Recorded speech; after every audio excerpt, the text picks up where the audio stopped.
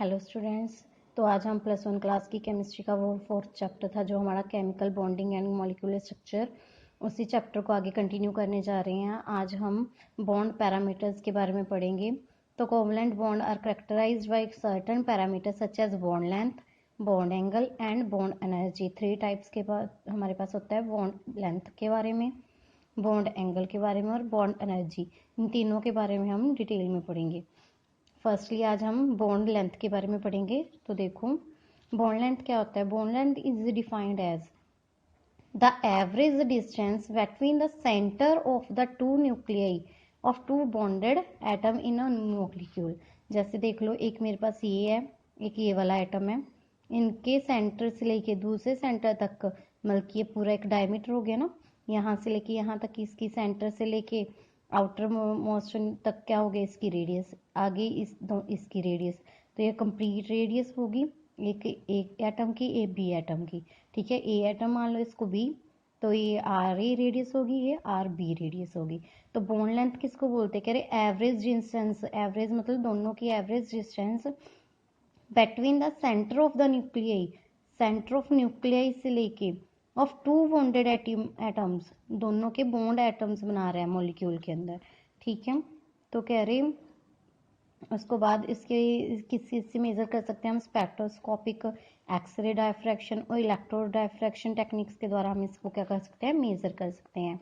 कह रहे अगर हम कोवलेंट बॉन्ड की बात करते हैं, the contribution of each atom is called the covalent radius. तो इसको हम क्या बोल देते हैं, कोवलेंट रेडियस। ये R A covalent radius of atom A, ये R B covalent radius of second मतलब की बी एलिमेंट की, एटम की। The bond length in covalent molecule A B may be expressed as R, complete radius R जो बड़ी है वो किसकी इक्वल हो जाएगी, R A plus R B. ठीक है, आर बॉन्ड लेंथ है, आर ए और आर बी क्या है, covalent radius of atom A and B. मैंने अभी बताया दिया कोवलेंट रेडियस है ये आर और आर बी। ठीक है, उसके बाद करें the sum of the covalent radius of two atom. ठीक है, वो तो बता ही दिया। फॉर एग्जाम्पल कह रहे जैसे ऑक्सीजन और हाइड्रोजन के बीच में बॉन्ड बन रहा है, तो कह रहे बॉन्ड लेंथ इन इथेनॉल, इथेनॉल का सिंबल है ना, अगर OH लग जाए किसी भी ग्रुप के एटम एलिमेंट्स के साथ, चेन के साथ, तो वो क्या बन जाता है, इथेनॉल हमारा, मतलब कि ओल वाला बन जाता है OH।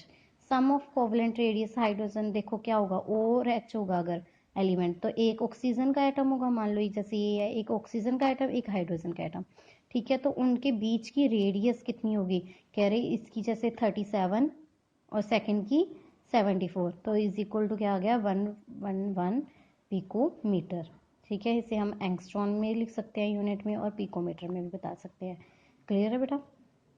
उसके बाद 1 एंगस्ट्रॉम की वैल्यू किसकी इक्वल होती है, 10⁻⁻10 मीटर के, और 1 पिकोमीटर 10⁻⁻12 मीटर के।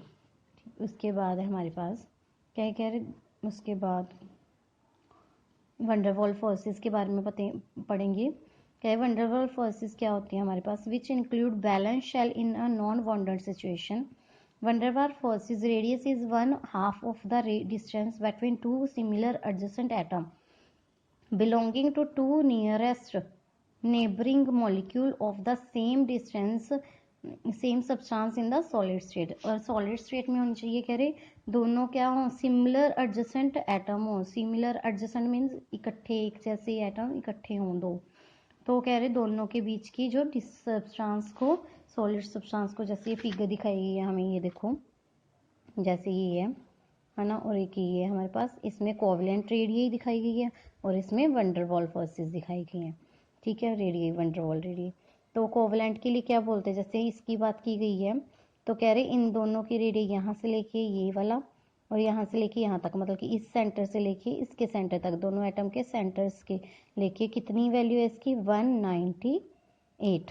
ठीक है, कह रहे दोनों की 198 है, एडअप करके दोनों का।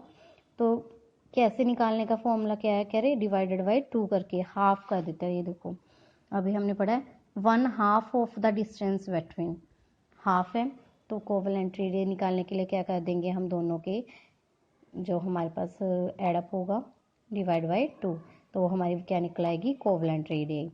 तो अगर हमने वंडरवॉल फोर्सेस की लेनी है, तो ये देखो ये एक की क्या दिखा रखा है, 180, तो अगर हम 2 की लेंगे, कोई भी एटम, एडजेसेंट एटम कोई भी ले लो, अगर मान लो ये दिखा दी यहाँ से सेंटर से लेके ये दिखा दी ये सेंटर तक, तो वो उसकी भी क्या होगी 180 होगी। 180 क्या होगी 360 डिवाइड बाई 2, तो उसकी क्या आ जाएगी 180 पिकोमीटर। इसकी क्या है 99, इसकी 180। तो van der Waals force is radii, van der Waals radii क्या है always larger than covalent radii. देखो कोवलेंट रेडियाई की 99 आई थी और वंडरवॉल की कितनी है 180 पिकोमीटर है। तो 180 ज़्यादा है, वंडरवॉल की ज़्यादा है, तो हमेशा कह रहे वंडरवॉल रेडियाई क्या होगी कोवलेंट रेडियाई से ज़्यादा होगी। ये हमें एक टेबल भी दी हुई है, आप इस टेबल को भी रीड आउट कर सकते हो। ये रेडियस दी हुई है सबकी, ठीक है। उसके बाद नेक्स्ट है हमारे पास, कहते हैं the average bond length for some simple double and triple bond, उसकी क्या है बॉन्ड लेंथ क्या है अलग अलग है। देखो सिंगल के अंदर अलग है, डबल के अंदर अलग है, ट्रिपल की अलग है। तो सबकी बॉन्ड लेंथ दी हुई है, आप इसे याद भी करना चाहो तो याद भी कर सकते हो, वो आपकी अपनी मर्जी है, ठीक है। ये देखो आप स्क्रीनशॉट भी लेके लर्न कर सकते हो इसे अच्छे से। सिंगल डबल ट्रिपल की सेम एज ये मॉलिक्यूल भी पड़े हैं उसकी बॉन्ड लेंथ है। ओके क्लियर है, चलिए आगे।